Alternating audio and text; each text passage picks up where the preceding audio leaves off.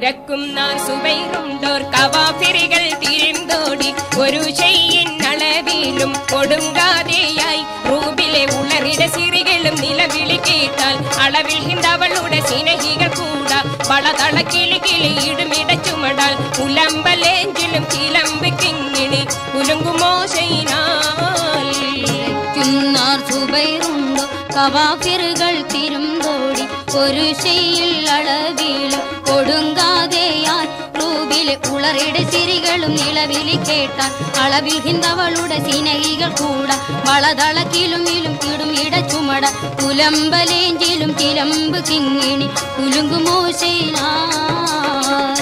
സുന്ദരങ്ങളായ ഗാനങ്ങളാൽ ഹൃദയം കുളിർപ്പിച്ചും യോദ്ധാക്കളെ ഉത്സുകരാക്കിക്കൊണ്ടിരുന്ന ഹിന്ദും കൂട്ടുകാരികളും സംഗീതോപകരണങ്ങൾ കൈവടിഞ്ഞ് വസ്ത്രങ്ങൾ കാൽമുട്ടിനു മീതെ ഉയർത്തിപ്പിടിച്ചും തളകളും ചിലമ്പുകളും തട്ടിമുട്ടി ശബ്ദമുണ്ടാക്കി മലമുകളിലേക്ക് ആത്മരക്ഷാർത്ഥം ഓടിക്കൊണ്ടിരുന്നു.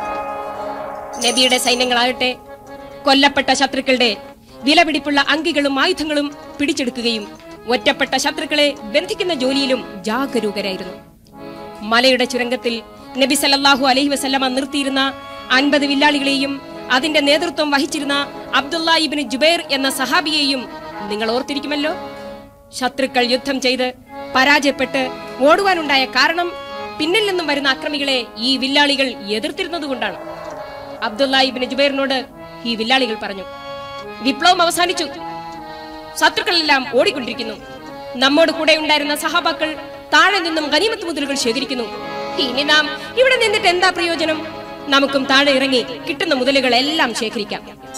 അബ്ദുള്ള ഇബ്നു ജുബൈർ പറഞ്ഞു, എന്തൊക്കെ സംഭവിച്ചാലും എന്ത് തന്നെ ലഭിച്ചിരുന്നാലും നബിയുടെ ആജ്ഞയില്ലാതെ ഇവിടെ നിന്നും ആരും തന്നെ ഇറങ്ങിപ്പോകരുത്.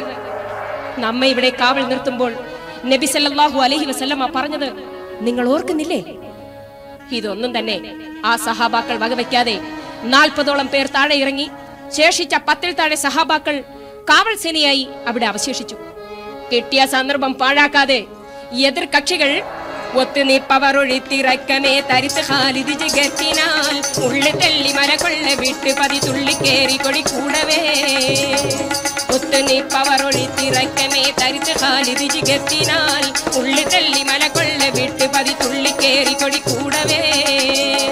തത്തി പാളിയവും എത്തലായി കിരിമത്തും ചേര തുടർന്നിട്ടതായി തപ്പിട കുവടിൽ നിപ്പതാം സഹബർ അപ്പളേറ്റ് പട കാഫിരിൽ. തത്തിപാളിയവും എത്തലായി കിരിമത്തും ചേര തുടർന്നിട്ടതായി തപ്പിട കുവടി നിൽപ്പതാം സഹബർ അപ്പളേറു പട കാഫിരിൽ. ഇതെല്ലാം മലയുടെ മറുഭാഗത്ത് നിന്ന് ഖാലിദും അബൂ ഇക്രിമത്തും സഹാബാക്കളായ കാവൽ സൈന്യങ്ങളെ വീക്ഷിച്ചുകൊണ്ടിരിക്കുകയായിരുന്നു. പെട്ടെന്ന് അവരിൽ നിന്ന് അശ്വരൂഢന്മാർ മിന്നൽ വേഗത്തിൽ ആ വിടവിലൂടെ പ്രവേശിച്ചു. അവിടെ കാവൽ നിന്നിരുന്ന ചെറു സംഘവുമായി ഏറ്റുമുട്ടി. അബ്ദുള്ള ഇബ്നു ജുബൈറും 10 താഴെ സഹാബാക്കളും ആ സമരത്തിൽ ഷഹീദായി. ഗനീമത്ത് മുതലുകൾ ശേഖരിക്കുകയും ഒറ്റപ്പെട്ട ശത്രുക്കളെ ബന്ധിക്കുകയും ചെയ്തിരുന്ന മുസ്ലിം ഭടന്മാർ ഇതൊന്നും തന്നെ അറിയുന്നില്ല. പിൻഭാഗത്തുകൂടി എതിരാളികൾ വീണ്ടും ആക്രമണം തുടങ്ങി. ഇത് കണ്ട് സഹാബാക്കൾ അമ്പരന്നു. പിടിച്ചുപറ്റിയ മുതലുകളെല്ലാം ഉപേക്ഷിക്കേണ്ടി വന്നു. ശത്രുക്കൾ അവരുടെ ഇടയിലേക്ക് പാഞ്ഞു കയറി തുടങ്ങിയപ്പോൾ മുസ്ലിം യോദ്ധാക്കൾ പരസ്പരം തിരിച്ചറിയുന്നതിന് വേണ്ടി വിളിച്ചിരുന്ന അമീദ് അമീദ് എന്ന വാക്ക് അവർ മറന്നു കഴിഞ്ഞു. സഹാബാക്കൾ പരിഭ്രമിച്ചു. ആകപ്പാടെ അവർക്കൊരു ഇരുട്ട് പോലെ തോന്നി. അപ്പോൾ ശപിക്കപ്പെട്ട ഇബ്ലീസ് വിളിച്ചു പറഞ്ഞു, ഇന്ന മുഹമ്മദൻ ഖദ് ഖുതില, തീർച്ചയായും മുഹമ്മദ് വധിക്കപ്പെട്ടു.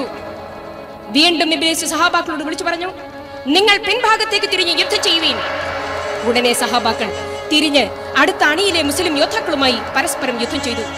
ഇങ്ങനെ മുസ്ലിം ഭടന്മാർ അന്യോന്യം അറിയാതെ പരവശരായി 3 ഭാഗങ്ങളായി തിരിഞ്ഞു. ഒരു കൂട്ടർ മദീനയിലേക്ക് ഓടുകയും മറ്റൊരു കൂട്ടർ യുദ്ധക്കളത്തിൽ നിന്നും പിന്മാറി അത്ഭുത പരതന്ത്രരായി പരിഭ്രമിച്ചു നിൽക്കുകയും മൂന്നാമത്തെ സൈന്യം നബി സല്ലല്ലാഹു അലൈഹി വസല്ലമയോട് ചേർന്ന് ഉറച്ചു നിന്ന് ധീരധീരം പോരാടുകയും ചെയ്തു. അമ്പരന്നൊട്ട് പിന്മാറിയില്ല, അല്ലലിലുല്ലാസനായിരുന്നു. അമ്പരന്നൊട്ട് പിന്മാറിയില്ല, അല്ലലിലുല്ലാസനായിരുന്നു. പമ്പന്മാരേറെ എതിർത്തിരുന്നു, വീറോടതെല്ലാം ചെറുത്തു നിന്നു. പമ്പന്മാരേറെ എതിർത്തിരുന്നു, വീറോടതെല്ലാം ചെറുത്തു നിന്നു. സംഭ്രമിച്ചു സഅദ് ഇബ്നു വക്കാസ് പോരാടി സംഹാര രുദ്രനെ പോൽ. സംഭ്രമിച്ചു സഅദ് ഇബ്നു വക്കാസ് പോരാടി സംഹാര രുദ്രനെ പോൽ. അമ്പരം തൊട്ട് പിന്മാറിയില്ല, അല്ലലിലുല്ലാസനായിരുന്നു.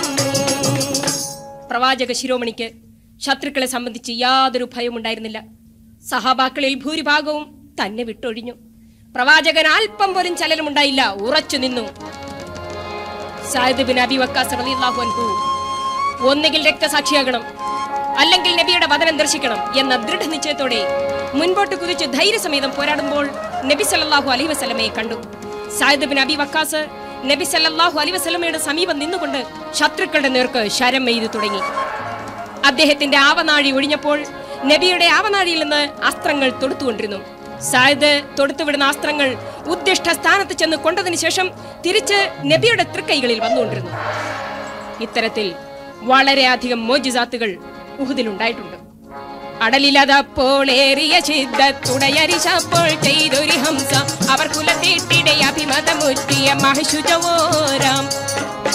ഖുറൈശികളിൽ അകൃത ജിഹത്തറുകൾ 20 പേരാം. ിയ ചിത്തത്തുടയരിശപ്പോൾ ചെയ്യൊരു ഹംസ അവർ കുലത്തീട്ടിടെ അഭിമതമുറ്റിയ മഹശുജവോരാം. ഖുറൈശികളിൽ അകർജിത ഹത്തറുകൾ 20 പേരാം. ഉഹുദ് യുദ്ധം ഇപ്പോൾ അതിന്റെ മൂർധന്യദശയിലെത്തിയിരിക്കുന്നു. ഈ ദുർഘട പരിസ്ഥിതിയിൽ ഹംസത്ത് റളിയല്ലാഹു അൻഹു തന്റെ കയ്യിലുണ്ടായിരുന്ന പരിച വലിച്ചെറിഞ്ഞുകൊണ്ട് 2 കൈകളിലും മൂർച്ചയുള്ള വാളുകളുമേന്തി മിന്നൽ വേഗത്തിൽ ശത്രുക്കളെ വധിച്ചുകൊണ്ടിരുന്നു. 31 എതിരാളികളെ ഞൊടിയിടയിൽ നിലം പതിപ്പിച്ചു. 32ാമത്തെ ശത്രു ഹംസത്തിന്റെ നേർക്ക് കുതിച്ചു വന്നുകൊണ്ട് പറഞ്ഞു, ഏ ഹംസത്തെ, എനിക്ക് നിന്നെ നന്നായി അറിയാം. നല്ല യുദ്ധ പാണ്ഡിത്യമുണ്ടെന്നുള്ളതും പല യോദ്ധാക്കളെയും പരാജയപ്പെടുത്തി വിജയഭേരി മുഴക്കിയിട്ടുണ്ടെന്നുള്ള വിവരവും ഞാൻ കേട്ടിട്ടുണ്ട്. അബ്ദുൽ ഉസയുടെ മകനാണ് ഞാൻ. നിന്റെ കക്ഷിയിൽ ആർക്കെങ്കിലും എന്നെ നേരിടുവാൻ കഴിയുമെങ്കിൽ ധൈര്യസമേതം വരിക, എന്നോട് പോരാടുക. ഇത് കേട്ട് ഹംസത്ത് റളിയല്ലാഹു അൻഹു പറഞ്ഞു, എടാ, നിന്റെ അന്ത്യം അടുത്തതുകൊണ്ടാണ് നീ ഇപ്രകാരം പറഞ്ഞിരിക്കുന്നത്. ഇത്രയും പറഞ്ഞതും ശത്രുവിനെ ആഞ്ഞുവെട്ടിയതും ഒന്നിച്ചു കഴിഞ്ഞു. പ്രഹരമേറ്റ അവൻ ഞൊടിയിടയിൽ തറപറ്റി. ഇറൈപുലിക്കും വീട്ടാർ നിലനിൽപ്പിൽ അതിനെ ജുബൈരണ്ടോനുടെ ചെക്കൻ എരിവയിൽ മേത്തവൻ മഷിനവർത്തുടൻ മൊഴിയുവതായേ. എന്നെ ഇത് പൊഴുതിൽ ഇലഹംസത്തിലെ അനുദരിച്ചിത്തിടും ഇതുതരമായേ. ഇറൈപുലിക്കും വീട്ടാർ നിലനിൽപ്പിൽ അതിനെ ജുബൈരണ്ടോനുടെ ചെക്കൻ എരിവയിൽ മേത്തവൻ മഷിനവർത്തുടൻ മൊഴിയുവതായേ. എന്നെ ഇത് പൊഴുതിൽ ഇലഹംസത്തിലെ അനുദരിച്ചിത്തിടും ഇതുതരമായേ. ഹംസത്ത് ഉഹുദിൽ വെച്ച് അവസാനമായി വധിച്ചത് ഈ ദുഷ്ടനെയാണ്. ഇവൻ നല്ല വിലപിടിപ്പുള്ള രത്നങ്ങളും വൈരങ്ങളും പതിച്ച അങ്കിയാണ് ധരിച്ചിരുന്നത്. കയ്യിലുണ്ടായിരുന്ന ആയുധങ്ങളെല്ലാം തന്നെ വളരെ വിലപിടിപ്പുള്ളതായിരുന്നു. ഹംസത്ത് ആ പടയങ്കി അഴിക്കുവാൻ ഭാവിക്കുമ്പോൾ ഈ രംഗം നോക്കി നിന്ന ജുബൈർ ബിൻ മുത്തമിന്റെ അടിമയായ വഴി തരമെണ്ടിട്ടൂരത്തവൻ ബീരുത്താനെ ജനങ്ങളെ പാകിത്താനെ വഴിയുമാടുത്താനെ. തരമെണ്ടിട്ടൂരത്തവൻ ബീരുത്താനെ ജനങ്ങളെ പാകിത്താനെ ഐശ്വര്യമാടുത്താനെ. സമയത്തിൽ കൂലി ഹംസായിടൈന്തോരാം പടകൊട് തളർന്തോരാം കുനിവിലെ നീലൈന്തോരാം. സമയത്തിൽ കൂലി ഹംസ ഈടൈന്തോരാം പടകൊട് തളർന്തോരാം കുനിവിലെ നീലൈന്തോരാം. വഴി ഈ അവസരം പാഴാക്കില്ല. പാറയുടെ മറവിൽ ഒളിഞ്ഞു നിന്ന് ഹംസത്തിനെ ലക്ഷ്യമാക്കി ഒരു ചവളം ചുഴറ്റിയെറിഞ്ഞു. പരിശിൽ കണ്ടവൻ പിമ്പിലാണും താനെ നിർമിയാനേറിന്താനെ അവരുടെ പൂരം താനെ. പരിശിൽ കണ്ടവൻ പിമ്പിൽ കാണുന്നാനെ നിർമയലേറിന്താനെ അവരുടെ പൂരം താനെ. പടവേങ്ക അയ്യിൽ മെയ്യിൽ പാലിന്താനെ അജൽ വിധി പേടും താനേ കുടിയിലെ വീളും താനേ പടവേങ്ക അയിൽ മേയിൽ പലിന്താനേ അജൽ വിധി പേടും താനേ കുടിയിലെ വീളും താനേ. ഉഅൈശയുടെ ചതിപ്രയോഗം ഒട്ടും മുന്നം പിഴയ്ക്കാതെ ഹംസത്ത് റളിയല്ലാഹു അൻഹുവിന്റെ നെഞ്ചിന് താഴെ തുളച്ചു കയറി മറുഭാഗത്ത് വന്നു. ലോകഗുരുവായ റസൂൽ കരീം സല്ലല്ലാഹു അലൈഹി വസല്ലമയുടെ പിതൃവ്യനും ഇസ്ലാമിന്റെ ആദർശം ലോകമെമ്പാടും പ്രചരിപ്പിക്കുന്നതിന് ധനം കൊണ്ടും ശരീരം കൊണ്ടും സധൈര്യം പ്രവർത്തിച്ചിരുന്ന ഹംസത്ത് ഇബ്നു അബ്ദുൽ മുത്തലിബ് ഈ ലോകത്തു നിന്നുമുള്ള ജീവിതം എന്നേക്കുമായി അവസാനിപ്പിച്ചു. ഉഹുദ് രണാങ്കണത്തിൽ ആ ധീരപുരുഷൻ വീരമൃത്യു വരിച്ചു. അബ്ദുല്ല ഇബ്നു കമീർ എന്ന നീചൻ ഉഹുദ് രണാങ്കണത്തിൽ നബിയെ നേരിട്ടുകൊണ്ട് പറഞ്ഞു, മുഹമ്മദേ, നീ ഈ ലോകത്ത് ജീവിച്ചിരിക്കുന്നത് ഒരിക്കലും ശരിയല്ല. ഒന്നുകിൽ നീ അല്ലെങ്കിൽ ഞാൻ. ഇങ്ങനെ പറഞ്ഞുകൊണ്ട് നബിയോട് രൂപസാദൃശ്യമുണ്ടായിരുന്ന മിസ്അബ് റളിയല്ലാഹു അൻഹുമായി ഏറ്റുമുട്ടി. ധീരോദാത്തമായ ആ പോരാട്ടത്തിൽ മിസ്അബ് ഉഹുദിൽ ഷഹീദായി. പിന്നീട് ആ പരമദ്രോഹി വിളിച്ചു പറഞ്ഞു, മുഹമ്മദ് കൊല്ലപ്പെട്ടു, തീർച്ചയായും മുഹമ്മദ് വധിക്കപ്പെട്ടു. ഇങ്ങനെ അലറിക്കൊണ്ട് ആ രണാങ്കണത്തിൽ അവൻ അഹങ്കരിക്കുകയും പലവിധ കോലാഹലങ്ങളും മുഴക്കിക്കൊണ്ട് നബിയുടെ നേർക്ക് പാഞ്ഞടുക്കുകയും ചെയ്തു. പുകൾമൂറ്റരെ ശാറ്റൽ നബി ആരുളൈ പുരിയാനു സൈബത്ത് ഉഹുദ് നാളൈ. പുകൾമൂറ്റരെ ശാറ്റൽ നബി ആരുളൈ പുരിയാനു സൈബത്ത് ഉഹുദ് നാളൈ. തകമെൻ ചതുർഭാഗം നളത്തിയിട്ടില്ല, ചമർ ചെയ്തവളായിട്ടൊഴികെയല്ല. തകമെൻ ചതുർഭാഗം നളർത്തിയിട്ടില്ല, ചമർ ചെയ്തവളായിട്ടൊഴികെയല്ല. നബിയോടുള്ള അവന്റെ സമീപനത്തിൽ നുസൈബത്ത് ബീവി റളിയല്ലാഹു അൻഹയും മിസ്അബ് ഇബ്നു ഉമൈറായും ആ രാക്ഷസനെ നേരിട്ടു. നുസൈബത്ത് ബീവി റളിയല്ലാഹു അൻഹ 2 പ്രാവശ്യം ആ ഭയങ്കരനെ ആഞ്ഞുവെട്ടി. ഇരട്ട കവചം ധരിച്ചിരുന്നതിനാൽ ആ വെട്ടേറ്റില്ല. ഈ ദുർഘട സന്ധിയിൽ ഉത്ബത്ത് ബിൻ അബി വക്കാസ് ഒരു കല്ലെടുത്ത് നബിയുടെ മുഖത്തെ ലക്ഷ്യമാക്കി ഊക്കോടെ എറിഞ്ഞു. ഉന്നം പിഴയ്ക്കാതെ ആ ഏറ് റസൂലിന്റെ മുഖത്ത് കൊള്ളുകയും വലതുഭാഗത്ത് താഴെ വരിയിൽ ഒരു പല്ല് മുറിഞ്ഞു പോവുകയും ചെയ്തു. ഇത് കണ്ട് സഹാബാക്കൾ അവനെ നേരിടുവാൻ മുതിർന്നപ്പോൾ നബി സല്ലല്ലാഹു അലൈഹി വസല്ലമ അവരെ തടഞ്ഞു. എങ്കിലും ആ ശത്രു പിന്മാറിയില്ല. അപ്പോൾ സുബൈർ റളിയല്ലാഹു അൻഹുവിൽ നിന്നും ഒരു ചവളം വാങ്ങി യാ കദ്ദാബ് ഐന തുഫിറു എന്ന് പറഞ്ഞുകൊണ്ട് അവനെ എറിഞ്ഞു. ആ ഏറ് ശത്രുവിന്റെ കഴുത്തിൽപ്പെട്ട ഒരു ചെറിയ മുറിവുണ്ടാക്കി. ഉടനെ അവൻ അലറി ഉച്ചത്തിൽ വിളിച്ചു പറഞ്ഞു, ലാത്ത എന്ന ഉടയവനാണ് മുഹമ്മദ് എന്നെ കൊന്നു. പരിഹാസ മനോഭാവത്തോടെ അവന്റെ കൂട്ടുകാർ പറഞ്ഞു, നിസ്സാരമായ ഈ പരിക്കിന്റെ വേദന നിനക്ക് താങ്ങാൻ കഴിവില്ലേ? ഞങ്ങളുടെ ശരീരത്തിൽ നിന്നും എത്രയോ അസ്ത്രങ്ങളാണ് വലിച്ചൂരിയിരിക്കുന്നത്. ബലഹീനനായ മുഹമ്മദിന്റെ ഈ ഏറ് ഞങ്ങളുടെ കണ്ണിലാണ് വന്ന് വെട്ടിരുന്നെങ്കിൽ നിസ്സാരമായി പരിഗണിക്കുമായിരുന്നു. ഈ അവഹേളനം കേട്ടുകൊണ്ട് അവൻ പറഞ്ഞു,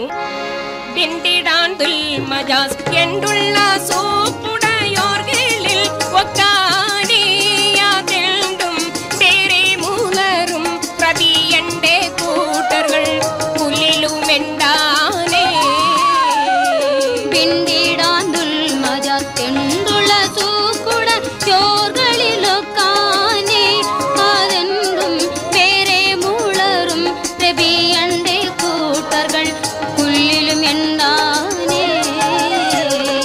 എന്നുമേ മണ്ഡലത്തുള്ളോരടങ്കലിൽ കുടിയിടും താനേ പഹാദ ഏറ്റം കാടും കുൽ യമൂത്തൂന കുല്ലുഹും എണ്ട് മൊഴിന്താനേ.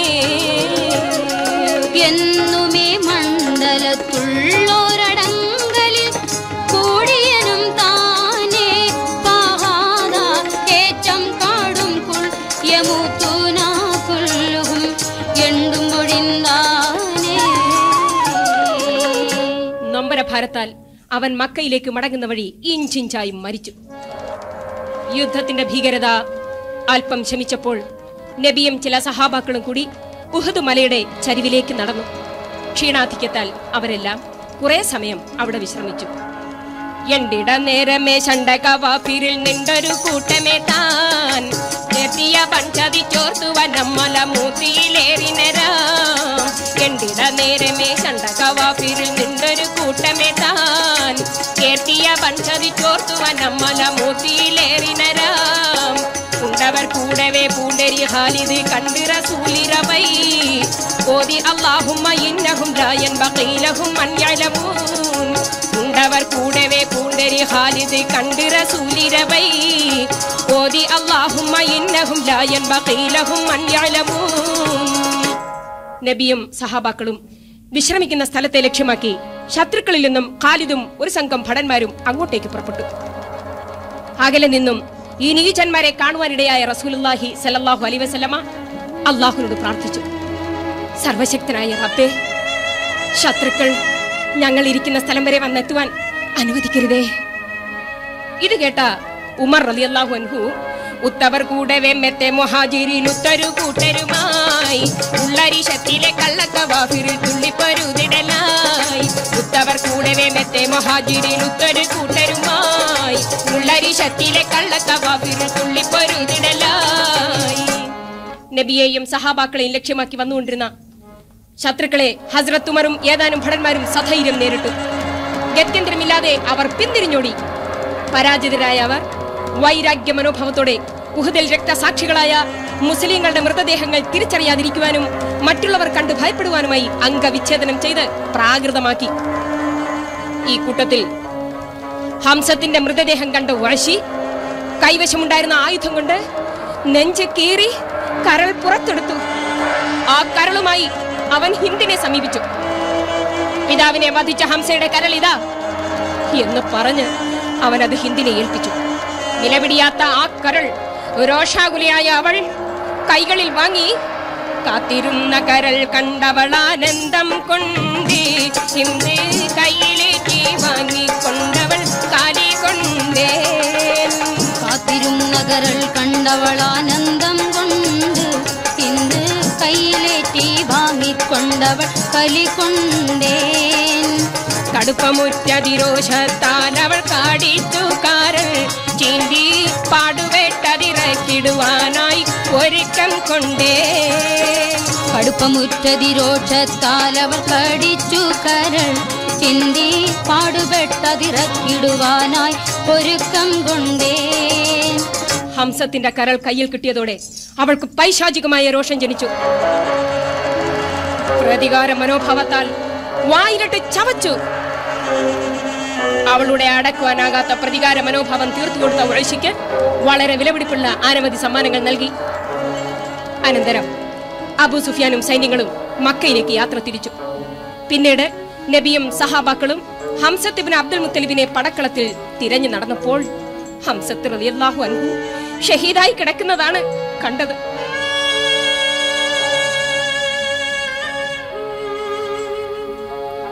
കണ്ടപ്പോൾ റസൂലുള്ള മനം നൊന്ത് കരയുന്നു. ചണ്ടയിൽ ഷഹീദായ ഹംസത്തോരേ. കണ്ടപ്പോൾ റസൂലുള്ള മനം നൊന്ത് കരയുന്നു.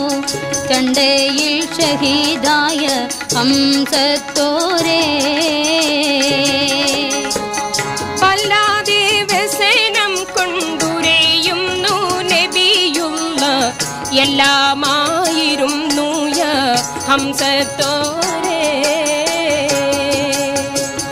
വല്ലാതെ വ്യസനം കൊണ്ടുരയുന്നു നബിയുള്ള എല്ലാമായിരുന്നു ഹംസത്തോരേ. വിധി പോലെ നടന്നെല്ലാം വിളിച്ചി പോയി ബഹാകൊള്ളേ. വിലപിച്ചു ഹംസത്തിൻ ജനാസ കണ്ടി. വിധി പോലെ നടന്നെല്ലാം വിളിച്ചു പോയി ബഹാകൊള്ളേ. വിലപിച്ചു ഹംസത്തിൻ ജനാസ കണ്ട്. ഹംസത്ത് റളിയല്ലാഹു അൻഹു പടക്കളത്തിൽ ഷഹീദായി കിടക്കുന്ന രംഗം കണ്ടപ്പോൾ ലോകാനുഗ്രഹിയായ റസൂൽ കരീം സല്ലല്ലാഹു അലൈഹി വസല്ലമയുടെ ഹൃദയത്തിൽ അടക്കുവാൻ കഴിയാത്ത സങ്കടമുണ്ടായി. തന്റെ പിതൃവ്യനായ ഹംസത്ത് റളിയല്ലാഹു അൻഹുവിന്റെ ജനാസയുടെ മുമ്പിൽ നിന്നുകൊണ്ട് നബി സല്ലല്ലാഹു അലൈഹി വസല്ലമ ഇപ്രകാരം പറഞ്ഞു: അല്ലാഹു ഒരുവന്റെ റസൂലും തന്റെ അമ്മാനവരെയ ഹംസത്തോരേ. അല്ലാഹു ഒരുവന്റെ റസൂലും തന്റെ അമ്മാനവരെയ ഹംസത്തോരേ.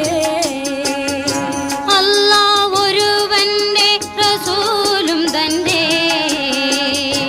അമ്മാനവരെയ ഹംസത്തോരേ. എല്ലാ പടപ്പിയും അമിതവന്റെ ഈറ്റ പുലിയാനാ ഹംസത്തോരേ. എല്ലാ പടപ്പിയും അമിതവന്റെ ഈറ്റ പുലിയാനാ ഹംസത്തോരേ. അല്ലാം അവൾ തന്റെ റസൂലുള്ളാഹേ അസദാനവരെയ ഹംസത്തോരേ. അല്ലാം അവൻ തന്റെ റസൂലുള്ളാന്റെ അസദാനവരെയ ഹംസത്തോരേ. ഇത്തരത്തിലുള്ള ദുഃഖവാചകങ്ങൾ പറഞ്ഞ് നബി സങ്കടപ്പെട്ടു. ഒടുവിൽ ഖേദം സഹിക്കവയ്യാതെ കരഞ്ഞുകൊണ്ട് പറഞ്ഞു: സകല പ്രതാപനും നാഥനുമായ അല്ലാഹുവേ, ശത്രുക്കളിൽ നിന്നും ഇതിനു പകരം 70 പേരെ വധിക്കും. ഈ പ്രവചനം മക്ക വിജയകാലത്ത് സംഭവിക്കുക തന്നെ ചെയ്തു. ഉഹുദിൽ ഷഹീദായ സഹാബാക്കളുടെ എണ്ണം 70 മറ്റ്70 പേർക്ക് പരിക്കുമുണ്ടായിരുന്നു. എന്നാൽ ശത്രുപക്ഷത്തു നിന്നും 54 പേരാണ് കൊല്ലപ്പെട്ടത്. ഉഹുദ് പടയിൽ സഹാബാക്കൾക്ക് പലവിധ ഭവിഷ്യത്തുകളും സംഭവിക്കാനിടയുണ്ടെന്ന് റസൂൽ കരീം സല്ലല്ലാഹു അലൈഹി വസല്ലമ മുൻകൂട്ടി അരുൾ ചെയ്തിരുന്നു. പ്രതിപക്ഷത്തിന്റെ ആക്രമണം പിന്നിൽ നിന്നും വരാതിരിക്കുവാൻ മലയുടെ മുകളിൽ 50 വില്ലാളികളെയാണ് നിർത്തിയിരുന്നത്. അതിൽ 40 പേരും നബിയുടെ ആജ്ഞയ്ക്ക് വിപരീതമായി പ്രവർത്തിച്ചതിന്റെ ഫലമായാണ് മുസ്ലിങ്ങൾ ഉഹുദിൽ ഇത്രയധികം ക്ലേശം അനുഭവിക്കേണ്ടി വന്നത്.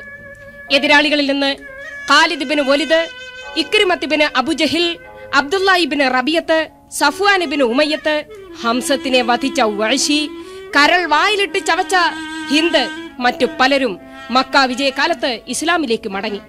പിന്നീട് ഇവർ ദീനിനു വേണ്ടി വളരെയധികം ത്യാഗങ്ങളും ക്ലേശങ്ങളും അനുഭവിച്ചിട്ടുണ്ട്.